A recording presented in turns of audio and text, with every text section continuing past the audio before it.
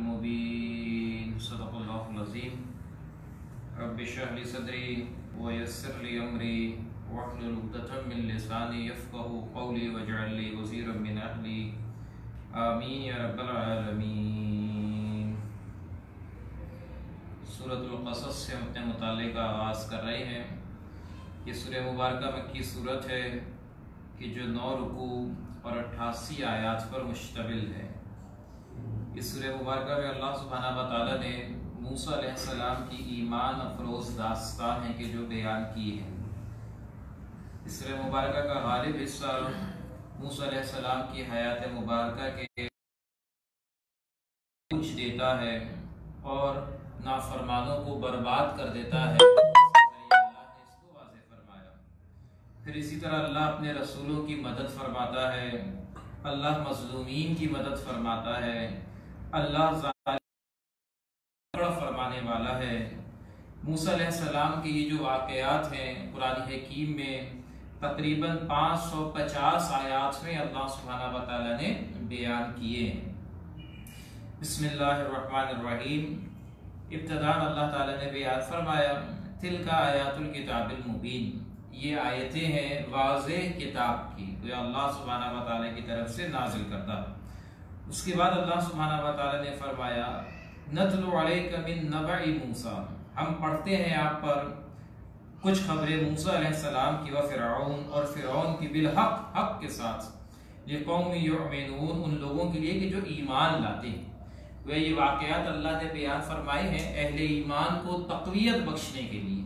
फिर अल्लाह ताला ने बयान फरमाया कि बेशक ये जो फ़िरऔन था ये ज़मीन पर सरकशी करने वाला था। अल्लाह सुब्हानहू व तआला ने इसकी सरकशी का तज़किरा बयान फरमाया कि ये उनके बच्चों को कत्ल किया करता था और बच्चियों को जिंदा छोड़ देता था। मजीद एक रविश फ़िरऔन की बयान फरमाई है कि उसने उनको कई गिरोह में तकसीम कर दिया था और कमज़ोर कर रखा था। वो ये जिसको आज हम कहते हैं डिवाइड एंड रूल का मामला, ये फ़िरऔन भी किया करता था। इनको गिरोहों में तकसीम कर देता जिसकी वजह से ये कमज़ोर हो जाते और इनकी वहदानियत टूट जाती थी।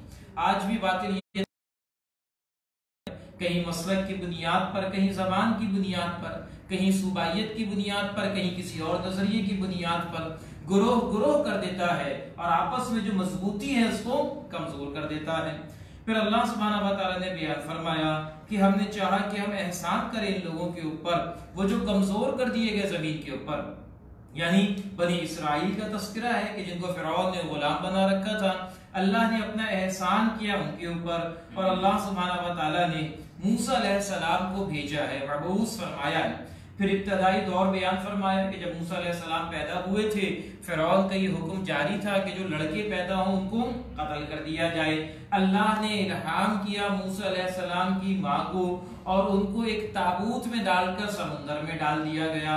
अल्लाह सुब्हानहू व तआला ने उस ताबूत को फ़िरऔन के घर तक पहुंचा दिया और फिर बयान फरमाया कि जो फ़िरऔन की बीवी थी ये नेक खातून थी।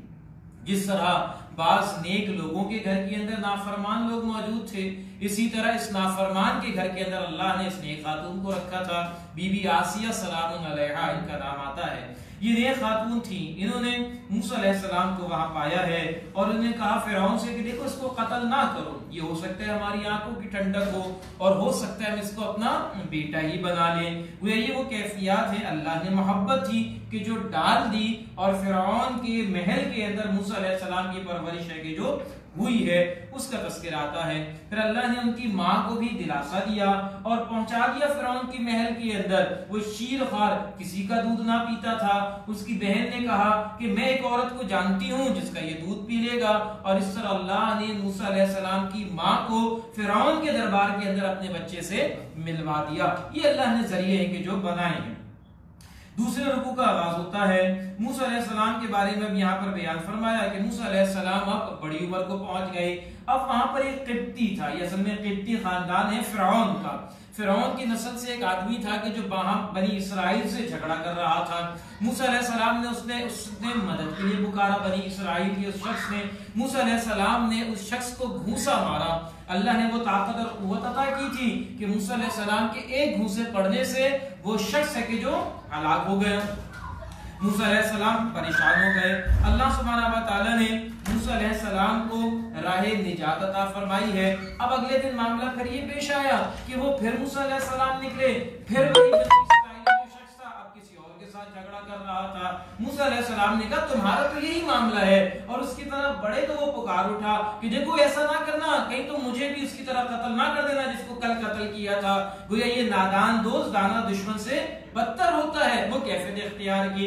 फिर एक शख्स है कि जो दौड़ता हुआ मूसा अलैहिस्सलाम के पास आया और उसने कहा कि देखो फिरौन के दरबार के अंदर तुम्हें कत्ल करने के मशवरे हो रहे हैं, गोया इस बस्ती को छोड़ दो। मूसा अलैहिस्सलाम मिस्र की बस्ती को छोड़कर मदियन की तरफ है कि जो रवाना हो गए। रुकू नंबर 3 के अंदर अब अल्लाह सुब्हानहू व तआला ने मूसा अलैहिस्सलाम की आजिज़ाना दुआ भी बयान फरमाई है और उसकी कबूलियत का तस्करा भी बयान फरमाया।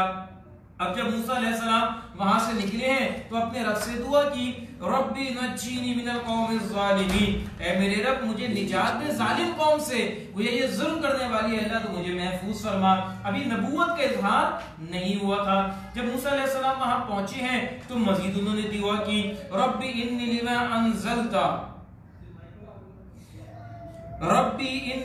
अंज़लता इलैया मिन खैरिन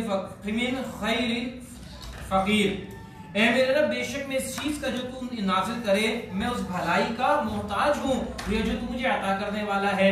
अल्लाह ताला ने, अब वो हिजरत कर कर आए थे, ना घर बार था ना कोई और मामला था, अल्लाह सुब्हानहू व तआला ने उनके लिए आसानी फरमाई।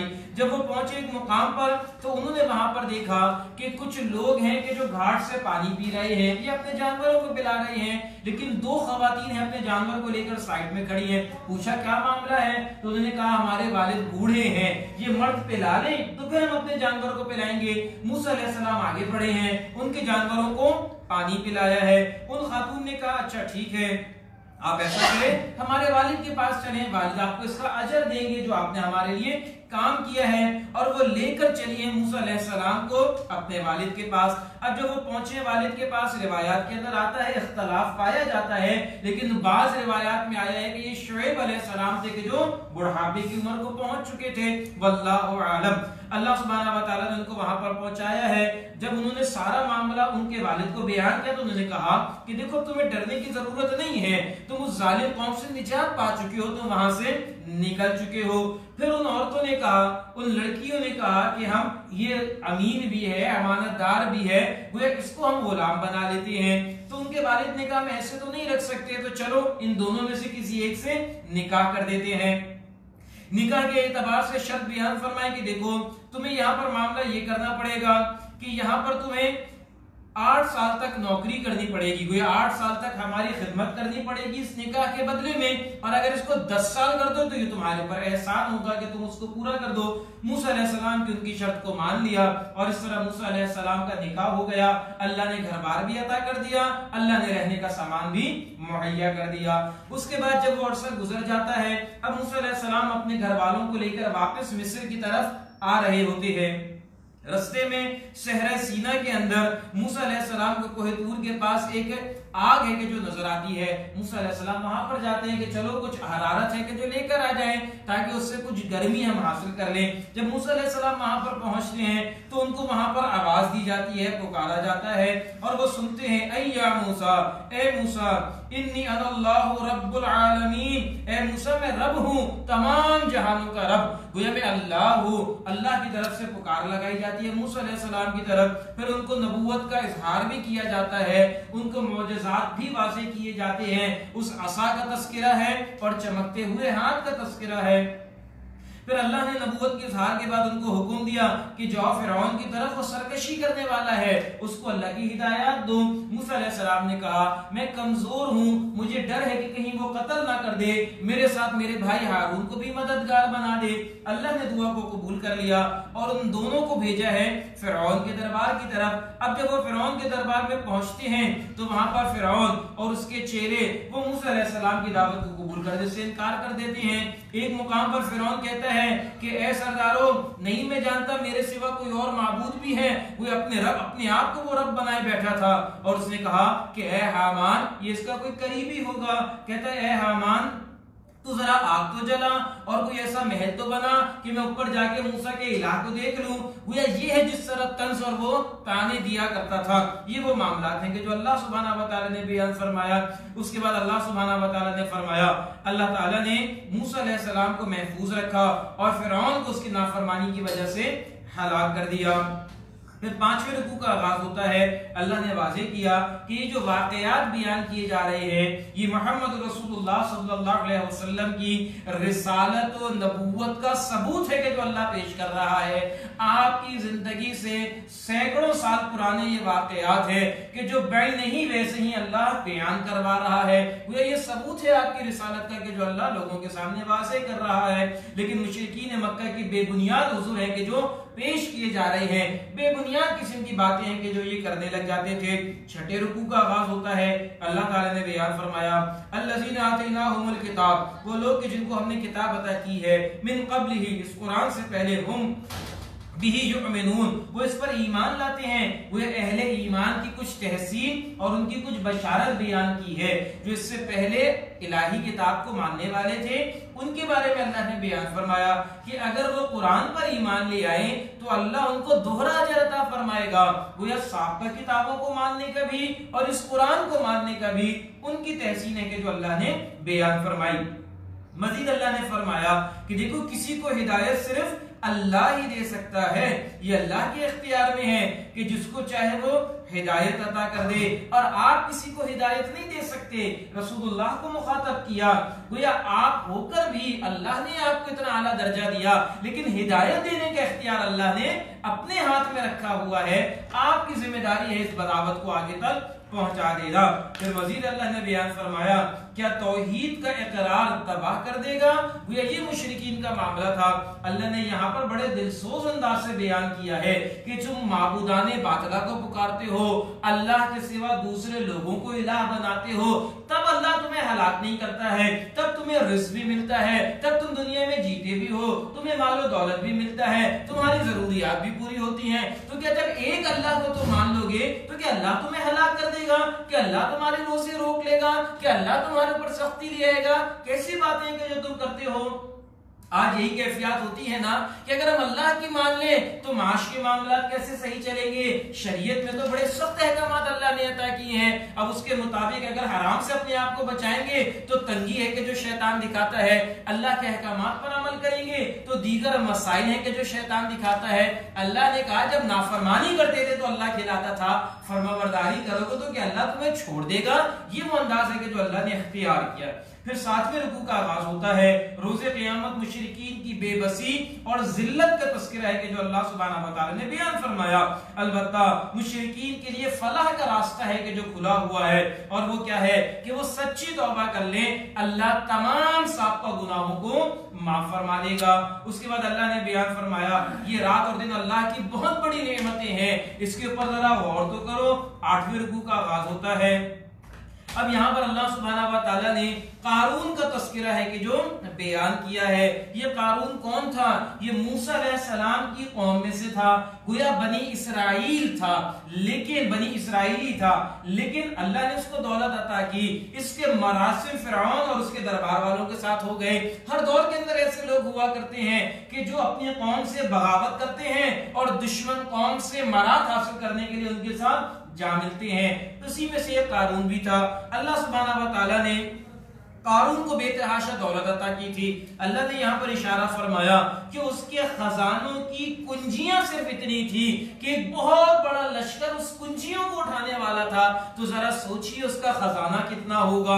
جب اس کا لشکر نکلتا تھا تو لوگ دیکھتے تھے اور عش عش کیا کرتے تھے. لیکن اللہ سبحانہ و تعالیٰ نے یہاں پر بیان فرمایا کہ دیکھو اگر اللہ تمہیں مال و دولت عطا کرے, گویا مالداروں کے لیے اللہ یہاں پر ہدایت دے رہا ہے, تو تمہیں کیا معاملات اختیار کرنے چاہیے. نمبر 1, وَابْتَغِي فِيمَا آتَاكَ اللَّهُ الدَّارَ الْآخِرَةَ, تلاش کرو اس میں سے جو کچھ تجھے دیا ہے اللہ نے, آخرت کا گھر. جو مال و دولت اللہ نے دی ہے اس سے آخرت کو سنوارنے کی कोशिश करो। वला तंसा नसीबका मिनद दुनिया, और मत भूल तू अपना हिस्सा दुनिया में। गोया दुनिया में जो तुम्हारा हिस्सा अल्लाह ने तुम्हें दे दिया है। मजीद बयान फरमाया वअहसिन कमा अहसनल्लाहु इलैक, और तू लोगों पर एहसान कर जिस तरह अल्लाह ने तुम्हारे ऊपर एहसान किया है।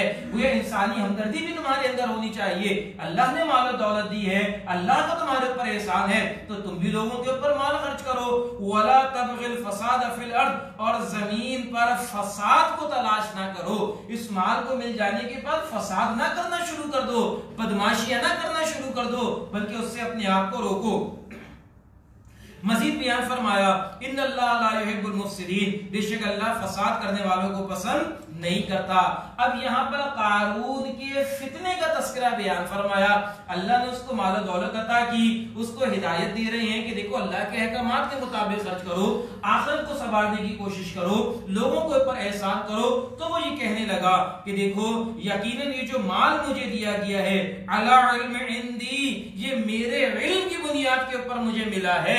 गोया ये है असल में कि इंसान अपनी सलाहियत के ऊपर भरोसा करने लग जाए और अल्लाह को फरामोश कर दे, जबकि अल्लाह बयान फरमाता है हाज़ा मिन फज़्ल रब्बी, ये फजल है अल्लाह सुब्हानहू व तआला का जो तुम्हें देता है, तुम इसके हकदार नहीं थे, तुम्हारा कोई हक नहीं था कि तुम्हें दिया जाए। अल्लाह जिस पर चाहता है अपना फजल फरमाता है, लेकिन ये अपनी अकल परस्ती के फितने में पड़ गया और कहने लगा मैंने इल्म हासिल किया, मैंने प्लानिंग की, मैंने सोचा, मैंने कारोबार किया, मैंने ज़हन इस्तेमाल किया। गोया ये माल है कि जो मैं इसका मालिक हूं। यही वो नजरिया है कि जो आज सरमायादाराना निजाम के जरिए पूरी दुनिया में नाफिज है, जिसको कैपिटलिज्म कहते हैं। I am the owner of this wealth, गोया मैं इस माल का, इस दौलत का मालिक हूं, मैं जैसे दिल चाहे इसको खर्च करूं, कोई मुझसे सवाल करने वाला नहीं है। गोया एब्सोल्यूट ओनरशिप का तस्वुर है कि जो आज डाला जाता है, जिसके नतीजे में इंसान ये समझता है कि अगर मैं नौकरी करके कमा रहा हूं तो ये मेरी सलाहियत का नतीजा है, अब मैं जैसे दिल चाहे खर्च करूं, कौन मुझसे सवाल करने वाला है। अल्लाह ने वाज़ेह कर दिया कि देखो ये फितना था, उसने भी कहा था कि मेरे इल्म का नतीजा है कि जो तुम्हें दी गई है। उसके बाद जब वो निकलता तो लोग खड़े होकर उसके ऊपर आशीष करते थे, जिस तरह आज भी हो जाता है ना, कभी कोई बड़ी चमकती हुई गाड़ी जाती है तो दिल में एहसास पैदा होता है काश हमें भी ये गाड़ी मिल जाती। तो वहां पर भी ये मामला था, जब ये निकलता तो लोग हसरत किया करते थे कि काश हमें भी ये मामला मिल जाता। लेकिन इसने नाफरमानी की, इसने अल्लाह के अहकामात को तोड़ा। अल्लाह ने बयान फरमाया फखसफना बिही बिदारिहिल अर्द, चुनाचे हमने धसा दिया उसे और उसके घर को जमीन के अंदर। वो अल्लाह ने उसको भी दफना दिया और उसके तमाम दौलत को भी जमीन के अंदर दफना दिया। वो उसकी मालो दौलत उसके कोई काम ना आ सकी। कल तक जो उसकी दौलत पर हसरत कर रहे थे, आज उन्होंने अल्लाह का शुक्र अदा किया कि हम उसके साथ नहीं थे। ये वो कैफियत है कि जो यहाँ पर अल्लाह सुब्हानहू व तआला ने वाज़ेह फरमाई है। नवे रुकू का आगाज होता है, अल्लाह ने वाज़ेह कर दिया आखिरत में कौन है कि जो सुरखरू होने वाला है। ये वो लोग हैं कि जो जमीन पर बड़ाई नहीं करते और ना ही फसाद मचाते हैं। वल आक़िबतुल मुत्तक़ीन, और मुत्तक़ीन का अंजाम है कि जो बहुत अच्छा है। गोया जमीन में फसाद करने वाले और जमीन में अपनी बड़ाई इख्तियार करने वाले हैं कि जो कल बर्बाद कर दिए जाएंगे। फिर खिदमत कुरान का सिला है कि जो अल्लाह सुब्हानहू व तआला ने बयान फरमाया कि देखो कुरानी हकीम की खिदमत में अगर तुम इसकी खिदमत करोगे, इन्नल लज़ीना फ़रज़ अलैकल कुरान लराद्दुका इला मआद, बिलाशुबह वो अल्लाह जिसने फर्ज किया है आप पर कुरान, अलबत्ता वो लौटाने वाला है आपको आपके लौटाने की जगह पर। गोया अल्लाह सुब्हानहू व तआला ने कुरान की खिदमत करने पर बेहतरीन बदले की बशारत है कि जो अता फरमाई है। आखिर में बयान फरमाया वला तदउ मअल्लाहि इलाहन आखिर, और मत पुकारे आप अल्लाह के साथ किसी दूसरे इलाह को। ला इलाहा इल्ला हु, नहीं कोई माबूद मगर वही। कुल्लुन शैइन हालिकुन इल्ला वजहा, हर चीज हलाक होने वाली है सिवाय अल्लाह सुब्हानहू व तआला के। लहुल हुक्म, उसी के लिए हुक्म है। व इलैहि तुरजऊन, और उसी की तरफ तमाम के तमाम लोग लौटाए जाएंगे। अल्लाह हमें इनके ऊपर यकीन अता फरमाए। اس کے بعد سورہ عنکبوت کا آغاز ہوتا ہے. عنکبوت کہتے ہیں مکڑی کو. اللہ سبحانہ و تعالی نے اس سورہ مبارکہ کے اندر صبر و استقامت کی تلقین ہے کہ جو فرمائی ہے. اپنے شان نزول کے اعتبار سے یہ سن 5 نبوی میں نازل ہوئی. گویا نبوت کے اظہار کے 5ویں سال اللہ نے اس سورہ مبارکہ کو نازل فرمایا. یہ سال اہل ایمان پر بڑا بھاری سال تھا. گویا ظلم اور ستم کی انتہا تھی کہ جو ہو چکی تھی. غریب اور مفلس صحابہ کو انتہائی مارے تھی کہ جو پڑ رہی تھی. اسی طرح نوجوان اور غلام صحابہ کے جو ایمان قبول کر رہے تھے ان کے لیے زندگی کو تنگ کیا جا رہا تھا. اللہ کی طرف سے اذن بھی آ گیا 5 نبی میں کہ جن کے اوپر مسائل ہو رہے ہیں وہ حبشہ کی طرف ہجرت بھی کر سکتے ہیں. اس دور میں اللہ سبحانہ و تعالی نے سورہ مبارکہ کو نازل فرمایا ہے. اس بات کو سمجھ لیجئے کہ اللہ سبحانہ و تعالی نے اہل ایمان کو نرمی اور سختی دونوں طرح سے صبر اور حق پر ڈٹے رہنے کی تلقین ہے کہ جو کی ہے. گویا نرمی کا انداز بھی ہے اور کچھ ڈانٹ اور سختی کا انداز بھی ہے کہ دیکھو صبر کے دامن کو تھام کر رکھو. یہ مسائل و پریشانیاں تو آئیں گے, یقیناً یہی ہے کہ جو درجات کو بلند کرنے والے ہیں. جیسے شاعر کہتا ہے نا کہ باد مخالف سے نہ گھبرا, یہ تو چلتی ہے تجھے اونچا اڑانے کے لیے. گویا مسائل تو آئیں گے, اس میں ڈٹ جاؤ. اللہ سبحانہ و تعالی بلندی ہے کہ جو عطا فرمائے گا. بسم اللہ الرحمن الرحیم. الف لام میم. پھر اللہ نے بیان فرمایا کہ دیکھو تم ایمان لے کر آئے ہو, کیا صرف کلمہ پڑھ لینے پر تمہیں جنت دے دی جائے گی؟ حسب الناس ان یترکوا ان یقولوا آمنا وهم لا یفتنون. کیا گمان کیا ان لوگوں نے کہ وہ چھوڑ دیے جائیں گے صرف یہ کہنے پر کہ ہم ایمان لے آئے اور ان کو آزمایا نہیں جائے گا؟ کیا دنیا میں یہ اصول کارآمد ہوتا ہے؟ کوئی شخص کہہ دے کہ میں انٹر پاس ہوں, کوئی کہہ دے کہ میں گریجویٹ ہوں, کوئی کہہ دے کہ میں ماسٹرز ہوں, تو کیا صرف یہ کہہ دینے پر اس کو نوکری دے دی جاتی ہے؟ نہیں نا, اس کا انٹرویو بھی لیا جاتا ہے, اس کا امتحان بھی لیا جاتا ہے. تو کیا صرف یہ کہہ دینے پر میں ایمان لے آیا کہ اللہ سبحانہ و تعالی جنت میں داخل کر دے گا؟ کیا آزمایا نہیں جائے گا؟ کھرے اور کھوٹے کو واضح نہیں کیا جائے گا؟ اللہ کیا پٹک کر پلٹ کر دیکھے گا نہیں کہ واقعتاً کس کا ایمان مضبوط ہے؟ اللہ نے یہاں پر اس بات کو واضح فرمایا ہے. پھر اللہ نے مزید بیان فرمایا کہ دیکھو تربیت کے لیے نرمی بھی اختیار کی جاتی ہے اور سختی بھی اختیار کی جاتی ہے. وَلَقَدْ فَتَنَّا الَّذِينَ مِن قَبْلِهِمْ, اور یقیناً ہم نے آزمایا ان لوگوں کو جو ان سے پہلے تھے. فَلَيَعْلَمَنَّ اللَّهُ الَّذِينَ صَدَقُوا, چنانچہ البتہ ضرور جان لے گا اللہ, ضرور جان لے گا اللہ ان لوگوں کو کہ جنہوں نے سچ بولا ہے. وَلَيَعْلَمَنَّ الْكَاذِبِينَ, اور جھوٹے بھی واضح کر دیے جائیں گے. گویا زبان سے دعویٰ کرنا تو آسان ہے, لیکن جب مسائل و پریشانی آتی ہے, جب امتحان آتا ہے, تو حق کا حق ہونا ظاہر ہوتا ہے اور باطل کا باطل ہونا واضح ہو جاتا ہے. تو اللہ یہ آزمائش, یہ پریشانیاں بھیجتا ہے تاکہ لوگوں کے اندر یہ معاملات واضح ہو جائیں. ایک موقع پر اللہ کے نبی صلی اللہ علیہ وسلم بیت اللہ کی دیوار سے ٹیک لگا کر بیٹھے ہوئے تھے کہ ایک صحابی آتے ہیں اور دریافت کرتے ہیں کہ یا رسول اللہ صلی اللہ علیہ وسلم, یہ ہمارے اوپر مسائل و پریشانیاں کب ختم ہوں گی؟ کیا ہم حق پر نہیں ہیں؟ اللہ کے نبی علیہ السلام غصے سے اٹھ جاتے ہیں اور کہتے ہیں کہ دیکھو تم جلدی کر رہے ہو, تم جلدی کر رہے ہو. اس سے پہلے کے لوگوں پر اللہ کی طرف سے عذاب اور آزمائشیں آئی ہیں, ان کو زمین میں گاڑ کر آدھا کر دیا گیا ہے, ان کے جسم پر لوہے کی کنگیاں چڑھا کر ان کا گوشت اتار لیا گیا ہے. اللہ کی قسم تم جلدی کر رہے ہو. وہ یہ آزمائش تو آئیں گی, اللہ تبھی تو آزمائے گا اور اعلیٰ درجات ہیں کہ جو عطا فرمائے گا. پھر اللہ نے بیان فرمایا ان حالات کے اندر یہ مسائل بھی پیدا ہوئے کہ بعض نوجوان صحابہ ایمان کی دعوت کو قبول کیا ہے اور لبیک کہتے ہوئے نبی رحمت علیہ السلام کے ساتھ جڑے ہیں. اب ان کے گھر والوں کی طرف سے پریشر ہے کہ جو آ رہا ہے, کہیں والدین ہیں, کہیں ماں ہے کہ جو ان کو روک رہی ہے. مصعب بن عمیر رضی اللہ عنہ ایک بڑا مشہور نام ہے نوجوان صحابی کے اعتبار سے, یہ بڑے عیش کے ساتھ زندگی گزارا کرتے تھے. اب ان کی والدہ ہیں کہ جنہوں نے ایمان قبول نہ کیا اور انہوں نے قسم کھا لی کہ میں کچھ کھاؤں گی پیوں گی نہ. اب یہ سلیم الفطرت ہے, والدین سے محبت بھی ہے اور دوسری طرف ایمان چھوڑنے کے لیے بھی تیار نہیں ہے. اللہ سبحانہ و تعالی نے پھر ہدایات نازل فرمائی کہ دیکھو اگر والدین کی طرف سے شرک کا حکم دیا جا رہا ہے تو اس موقع پر کیا کیا جائے؟ اللہ نے بیان فرمایا وَوَصَّيْنَا الْإِنسَانَ بِوَالِدَيْهِ حُسْنًا، ہم نے وصیت کی انسان کو کہ اپنے والدین کے ساتھ نیک سلوک کرو، گویا والدین مشرک ہوں، کافر ہوں، جس بھی نظریے کو ماننے والے ہوں، اولاد کو اپنے والدین کے ساتھ اچھا برتاؤ کرنا چاہیے، حسن سلوک کرنا چاہیے، ان کا عزت و احترام کرنا چاہیے۔ البتہ بیان فرما دیا وَإِن جَاهَدَاكَ لِتُشْرِكَ بِي، اگر وہ کوشش کریں تیرے ساتھ کہ تو شرک کرے، مَا لَيْسَ لَكَ بِهِ علم، جس کا کوئی علم نہیں ہے، فَلَا تُطِعْهُمَا، تو پھر ان کی اطاعت نہ کرنا، گویا شرک میں ان کی بات نہ مانو، لیکن ان کا عزت و اکرام کیا جائے گا والدین ہونے کے ناطے۔ اس کی طرف اللہ سبحانہ و تعالی نے متوجہ کیا ہے۔ مزید اللہ نے بیان فرمایا، اللہ سبحانہ و تعالیٰ ظاہر فرما دے گا کون مومن ہے اور کون منافق ہے۔ مشکل حالات آئیں گے تو پتہ لگے گی نا، ورنہ ٹھنڈے ٹھنڈے اچھے اچھے تو سارے چل رہے ہوتے ہیں، جب مصائب آتے ہیں تو حق کا حق ہونا ظاہر ہو جاتا ہے۔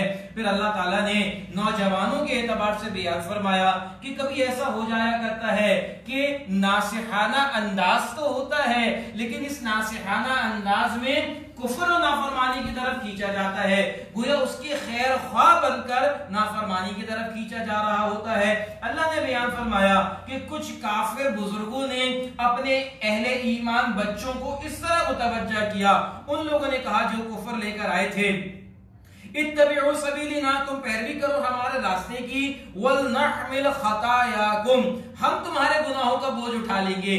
یہ ہے وہ انداز ناصحانہ کہ جو انہوں نے اختیار کیا، کوئی بات نہیں یہ معاملات کر لو، ہم ہیں نا، ہم تمہارے گناہوں کا بوجھ اٹھا لیں گے۔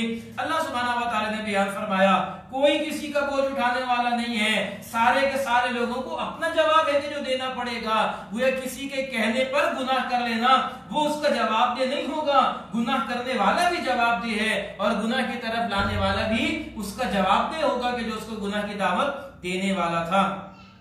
پھر دوسرے رکوع کا آغاز ہوتا ہے۔ اب 3 رکوعوں میں اللہ سبحانہ و تعالی نے گزشتہ نافرمان قوموں کا ذکر ہے کہ جو بیان فرمایا ہے۔ سب سے پہلے نوح علیہ السلام کا تذکرہ، 950 برس صبر و استقامت کا پہاڑ ہے کہ جو بنے رہے ہیں، آخر میں چند لوگ ایمان لائے، اللہ نے ان کو محفوظ رکھا ہے۔ پھر ابراہیم علیہ السلام نے قوم کو دعوت دی، قوم نے جھٹلایا اور ان کو دہکتی ہوئی آگ میں ڈال دیا، اس کا تذکرہ آ رہا ہے۔ لوط علیہ السلام کی قوم کا ذکر آ رہا ہے کہ جو ہم جس پرستی کے گناہ میں ملوث تھی، انہوں نے نافرمانی کی، اللہ سبحانہ و تعالیٰ کا عذاب ہے کہ جو ان کے اوپر آیا ہے۔ اس کے بعد اللہ سبحانہ و تعالیٰ نے چوتھے رکوع میں 5 مجرم قوموں کا تذکرہ ہے کہ جو بیان فرمایا کہ اللہ نے ان کے اوپر عذاب ہے کہ جو نازل کیا ہے۔ گویا اللہ یہ بات واضح کرنا چاہتا ہے کہ اللہ کی جو نافرمانی کرے گا، اللہ یہ قدرت رکھتا ہے کہ اس کے اوپر عذاب نازل فرما دے اور ایسے ناپاک اور نافرمانوں کو زمین سے تہس نہس کر دے۔ گویا یہ عبرت ہے کہ جو اللہ نے دلائی ہے۔ قوم لوط کا تذکرہ، اصحاب مدین، شعیب علیہ السلام کی قوم کا تذکرہ، قوم عاد کا تذکرہ، قوم سمود کا تذکرہ اور آل فرعون کا تذکرہ ہے کہ جو اللہ نے یہاں پر کیا ہے۔ قوم لوط پر اللہ نے تیز پتھروں کی آندھی برسائی ہے۔ قوم سمود اور قوم شعیب یہ زلزلے کے ذریعے ہلاک کی گئی ہیں۔ اسی طرح قارون کو اللہ نے زمین میں دھسایا ہے۔ قوم نوح اور آل فرعون کو اللہ نے سمندر اور پانی میں غرق کر کر ہلاک کیا ہے۔ یہ مختلف طریقے سے اللہ کا عذاب ہے کہ جو ان قوموں کے اوپر آیا ہے۔ اس کے بعد اللہ سبحانہ و تعالی نے آیت نمبر 41 کے اندر بیان فرمایا، مثل الذین اتخذوا من دون اللہ اولیاء، مثال ان لوگوں کی جنہوں نے بنائے اللہ کے سوا اور کارساز اور مددگار، کمثل العنکبوت، جیسے مثال ہو مکڑی کی۔ اب قرآن حکیم میں ابتداء سورہ بقرہ میں پڑھ کر آئے کہ مشرکین اعتراض کرتے تھے یہ کیسا اللہ کا کلام ہے، اللہ نے تذکرہ کیا ہے تو بھائی جو چیز جیسی ہوگی اس کے لیے ویسے ہی مثال ہے نہ پیش کی جائے گی۔ اب اللہ نے باطل عقیدے کی مثال یہاں پر پیش کی ہے کہ جو اللہ کے سوا دوسروں کو معبود بناتے ہیں، اللہ نے بیان فرمایا مکڑی کے جالے کی طرح ہے کہ کمزور ترین گھر جو دنیا کے اندر ہے وہ مکڑی کا جالا ہے، ذرا تیز ہوا چلے وہ اڑ جاتا ہے، گویا اس کی کوئی جڑ نہیں ہے، کوئی بنیاد نہیں ہے، کوئی اصل نہیں ہے، کوئی حقیقت نہیں ہے اور وہ برباد ہو جانے والی ہے۔ کمثل العنکبوت، جیسے مثال مکڑی کے جالے کی، اتخذت بیتا، اس نے بنایا ہوئے ایک گھر وَإِنَّ أَوْحَنَ الْبُيُوتِ لَبَيُوتُ الْعَنْكَبُوتِ اور بلا شبہ سب سے زیادہ کمزور گھروں کے اندر مکڑی کا گھر ہے. گویا ان کے اس باطل نظریات کی بنیاد بے بنیاد ہے, کوئی بنیاد نہیں ہے, اور وہ مکڑی کے گھر کی طرح انتہائی کمزور ہے. خلق اللہ السماوات والارض بالحق, اللہ نے پیدا کیا آسمانوں کو اور زمین کو حق کے ساتھ. ان فی ذلک لآیات للمؤمنین, اور بلا شبہ اس میں بڑی بڑی نشانیاں ہیں ایمان والوں کے لیے, کہ جو ایمان لانے والے ہیں اللہ نے ان کے لیے اس دنیا کی اس تخلیق کے اندر بڑی بڑی نشانیاں ہیں کہ جو رکھی ہوئی ہیں. اس کے بعد پارہ نمبر 21 کا آغاز ہوتا ہے. رکو نمبر 5 میں اللہ سبحانہ و تعالی نے بیان فرمایا اتلو ما اوحی الیک من الکتاب, تلاوت کیجئے جو کچھ وحی کی گئی ہے آپ کی طرف کتاب میں سے, واقم الصلاۃ, اور قائم کیجئے نماز, ان الصلاۃ تنہی عن الفحشاء والمنکر, بلا شبہ یہ نماز روکتی ہے بے حیائی سے اور برے کاموں سے, ولا ذکر اللہ اکبر, اور البتہ اللہ کی یاد بہت بڑی چیز ہے. اب ذرا سوچئے قوم شعیب کے اعتبار سے, وہ کہتی تھی نا شعیب علیہ السلام کو, کیا تیری نماز ہمیں حکم دیتی ہے کہ ہم اپنے مالوں میں اپنی مرضی سے جو کام کرنا چاہے نہ کریں, یا ہم اپنے باپ دادا کے دین پر عمل نہ کریں؟ اللہ نے بیان فرمایا ہاں یہ نماز حکم دیتی ہے. یہ نماز بے حیائی سے, یہ نماز برائی سے روکنے کا ایک بہت بڑا ذریعہ ہے کہ جو اللہ نے عطا فرمایا ہے. گویا نماز کا صرف پڑھ لینا کافی نہیں ہے, بلکہ نماز کی حکمت, نماز کی غرض و غایت بھی اللہ سبحانہ و تعالی نے بیان فرمائی. ایک بندہ مومن کے لیے اپنے حقیقی ایمان کو جانچنے کے لیے اللہ نے دن میں 5 مرتبہ یہ نماز عطا کی ہے کہ جان لے کہ واقعتاً میرے دل میں ایمان حقیقی موجود ہے کہ نہیں ہے. اذان کی آواز آئی, اٹھتا ہے تو الحمدللہ ایمان ہے, نہیں اٹھتا تو اپنے ایمان کا جائزہ لینا پڑے گا کہ کہیں ایمان میں کمزوری تو نہیں آ گئی. سرکشی نے کر دیے دھندلے نقوش بندگی, آؤ سجدے میں گرے لوہے جبیں تازہ کریں. یہ مقصد تھا. دنیا کے جھمیلے میں پڑتا ہے انسان بھول جاتا ہے. یہ نسیان کا مادہ اللہ نے انسان کے اندر رکھا ہے, اور یہ نسیان کا مادہ بھولنے کو کہتے ہیں. یہ قیمت ہے. اگر انسان کے اندر یہ بھولنے کی بیماری نہ ہوتی تو انسان کے لیے زندگی گزارنا ناممکن ہو جاتا.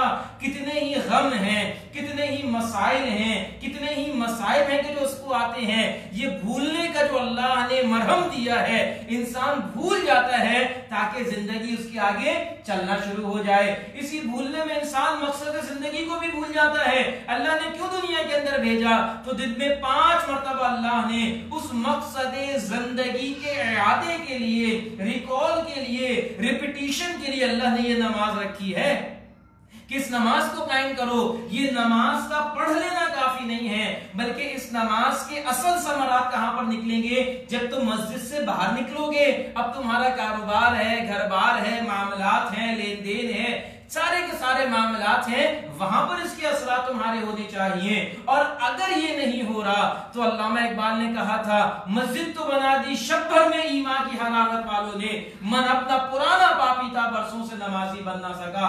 آج مساجد تو بے تحاشا بن رہی ہے, لیکن جیسا نمازی ہونا چاہیے تھا کہ جو اللہ نے بیان فرمایا کہ جو بے حیائی سے روکتا ہے, جو فحاشی سے روکتا ہے, جو نافرمانی سے روکتا ہے, آج نمازی تو ہیں لیکن نماز کے جو اثرات ہونے چاہیے کہ اللہ ماشاءاللہ اس کے اندر کمی ہے کہ جو نظر آ رہی ہے. گویا رہ گئی رسم ازاں, روح بلالی نہ رہی, فلسفہ رہ گیا, تلقین غزالی نہ رہی. اللہ تعالی ہمیں ان عبادات کو پورے مقاصد کے ساتھ ادا کرنے کی توفیق عطا فرمائے.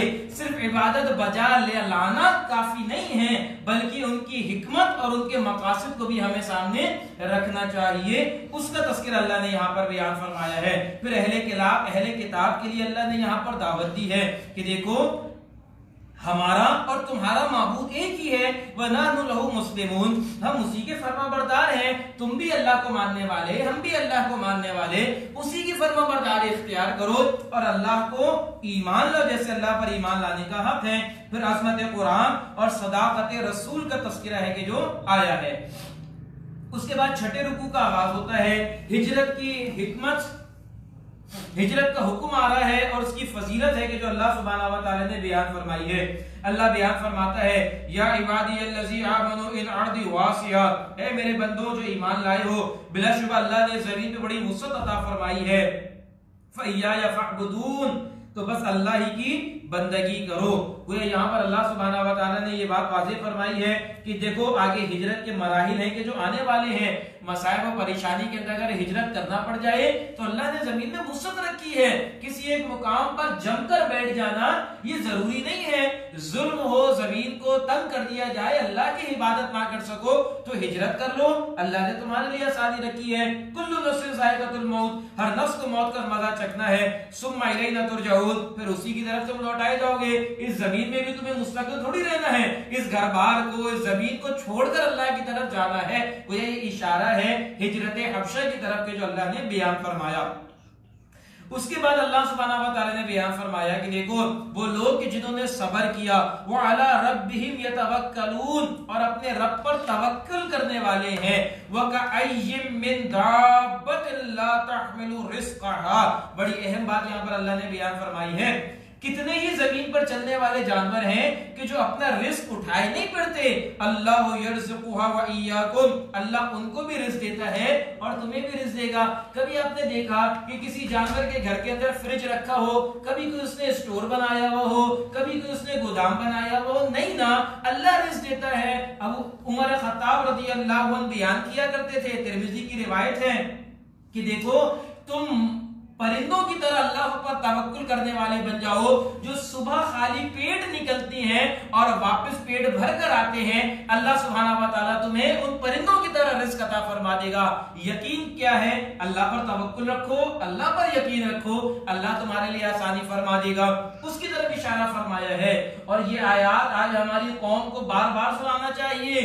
ذرا مصیبت آئی، ذرا مسائل آئے، ذرا لاک ڈاؤن کی بات ہوئی تو آپ نے دیکھا بازاروں کا کیا حال ہوا. پورا گھر ہے کہ جو اگلے 6 مہینے کے راشن جمع کر لیے، اور وہ غریب آدمی کہ جو ایک دن کا رزق ہے کہ جو خریدنے جاتا تھا اس کو کوئی شے مہیا نہ تھی. گویا یہ ہے وہ معاملات جو اللہ نے بیان فرمایا کہ گویا ایک طرف تو یہ ہے کہ اللہ پر توکل نہیں ہے اور 6 مہینے کا رزق رکھا ہوا ہے، اگلے پل کی خبر نہیں ہے کہ میں زندہ رہوں گا کہ نہیں رہوں گا، سامان 100 برس کا پل کی خبر نہیں. یہ وہ کیفیات ہے کہ جو انسان نے اختیار کر رکھا ہے. اس کے بعد اس سورہ مبارکہ کا آخری رکوع ہے، اس کے اندر اللہ سبحانہ و تعالی نے بیان فرمایا وَمَا هَٰذِهِ الْحَيَاةُ الدُّنْيَا إِلَّا لَهْوٌ وَلَعِبٌ، اور نہیں ہے یہ دنیا کی زندگی مگر کھیل اور تماشا. گویا اللہ نے یہ دنیا کی زندگی جو بنائی ہے یہ محض آزمائش کے لیے ہے. وَإِنَّ الدَّارَ الْآخِرَةَ لَهِيَ الْحَيَوَانُ، اور بلا شبہ آخرت کا گھر ہے اصل زندگی.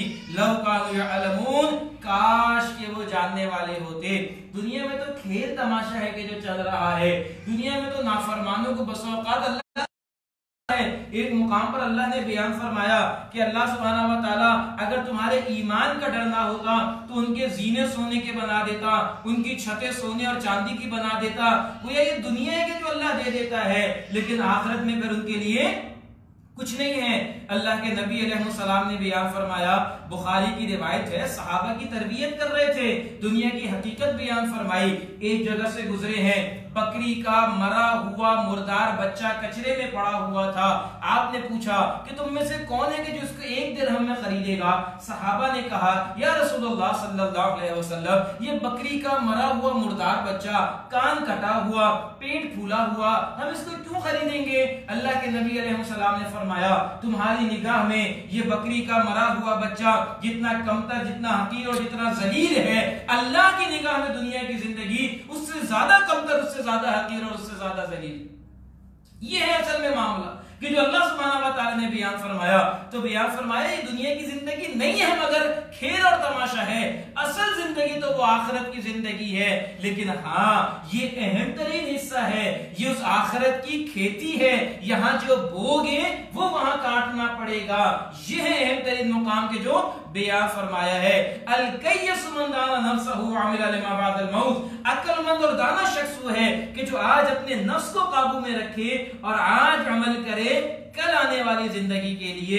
اس کی طرف اللہ یہاں پر متوجہ کر رہا ہے. پھر بیان فرمایا کہ دیکھو ہدایت جہاد کرنے والوں کو ملتی ہے. والذین جاہدوا فینا لنہدینہم سبلنا، وہ لوگ کہ جنہوں نے جہاد کیا ہماری راہ میں، ہم ضرور ان کو ہدایت دیں گے اپنے راستے کی. یہاں پر مختصراً جہاد کو بھی سمجھ لیجئے.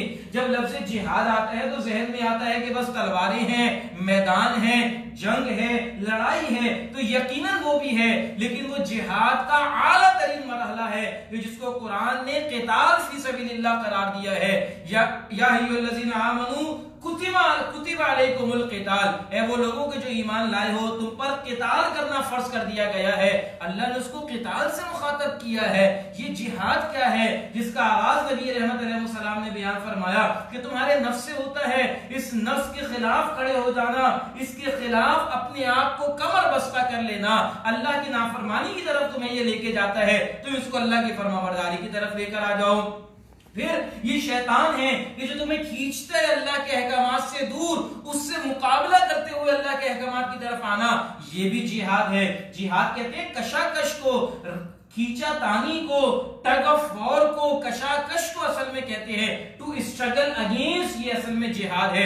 گویا کسی مخالف قوت کے خلاف قوت کا لگانا، اس کو اصل میں جہاد قرار دیا گیا ہے، جس کا آغاز نفس سے ہوتا ہے، شیطان کے خلاف ہے، باطل معاشرے کے خلاف ہے، اور یقیناً اس کی انتہا وہ اللہ کے دین کے لیے، اس کے غلبے کے لیے میدان قتال کے اندر جان تک قربان کر دینا. یہ وہ اعلیٰ ترین مراحل ہیں. تو اللہ سبحانہ و تعالی نے بیان فرمایا والذین جاہدوا فینا لنہدینہم سبلنا، وہ لوگ کہ جو اللہ کی راہ میں کوشش کرتے ہیں، مسلسل کشمکش میں لگے رہتے ہیں، مسلسل اپنے نفس کو بچانے کی کوشش کرتے ہیں، یقیناً ہم ان کو ضرور اپنے راستے کی ہدایت ہے کہ جو عطا فرمائیں گے. شاعر اس کو یوں کہتا ہے کشاکش خسو دریا ہے دیدنی کوثر، الجھ رہے ہیں زمانے سے چند دیوانے.